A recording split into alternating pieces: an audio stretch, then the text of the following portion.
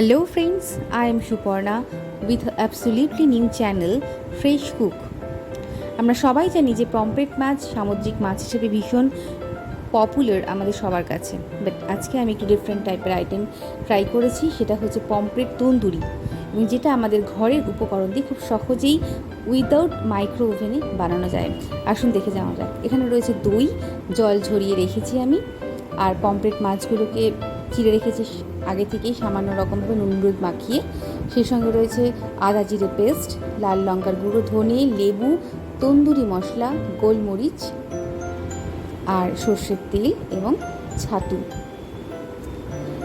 এবার আমরা মশলাটাকে ম্যারিনেট করার দিকে এগিয়ে যাব।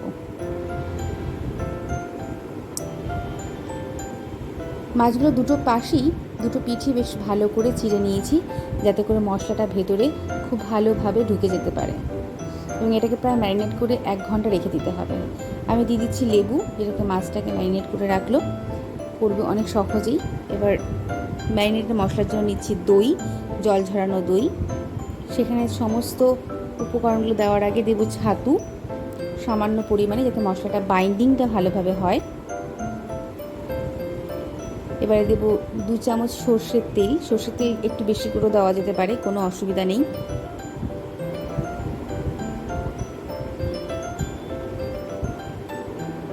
তারপর সমস্ত মশলাগুলোকে এর সাথে মিশিয়ে দেবো।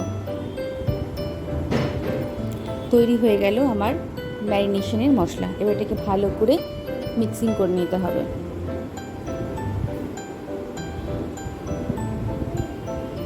আর লাস্টে দিয়ে দেবো তন্দুরি মশলা, এবং তন্দুরি মশলাটা একটু বেশি করেই দেওয়া যেতে পারে। সেই সঙ্গে ঝালের জন্য অ্যাড করছি গোলমরিচ।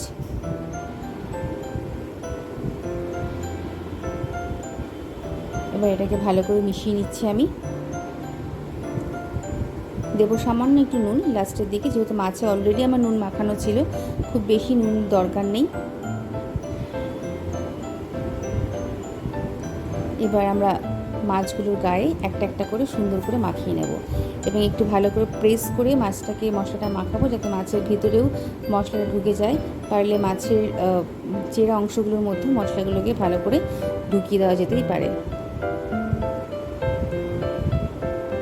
3টে মাছকে আমি ম্যারিনেট করে একটা বাউলের মধ্যে রেখে দিলাম। এবার এটাকে আমি নর্মাল ফ্রিজারে রেখে দেবো প্রায় ঘন্টাখানেক, মিনিমাম ঘন্টাখানেক, তার বেশিও রাখা যেতে পারে।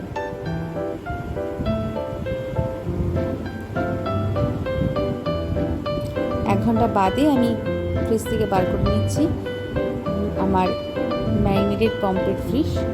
এবার এটাকে একটু সেঁকে নিলেই আমার মাছ রেডি, এবং সেটার জন্য খুব বেশি সময় লাগবে না। কড়াইতে দিয়ে রেখেছি বাটার, হালকা গরম করেছি, তাতে আমি 3টে মাছকে একসঙ্গে দিয়ে দিচ্ছি।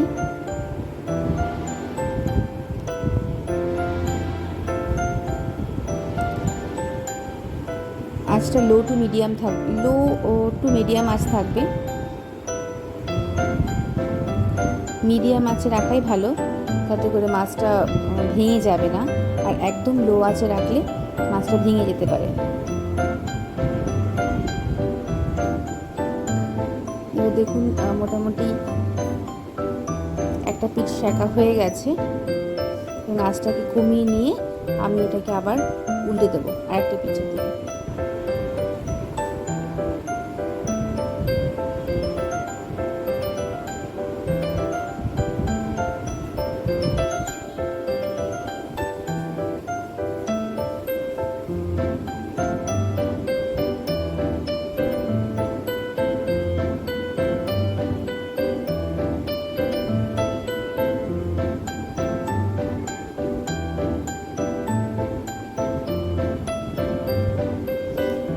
এবার মাছের একটু আঁচটা বাড়িয়ে দিয়ে ভালো করে সেঁকে নিলেই আমার পমফ্রেট তন্দুরি ফ্রাই রেডি। এবং সেটাকে আমি গার্নিশিং করেছি টমেটো, সেই সঙ্গে ভাজা পেঁয়াজ আর চিলি সস, টমেটো সস দিয়ে। এর সঙ্গে গ্রিন সসও অ্যাড করা যেতে পারে, যেহেতু আমার কাছে গ্রিন সস ছিল না, তাই দিইনি। Thanks for watching.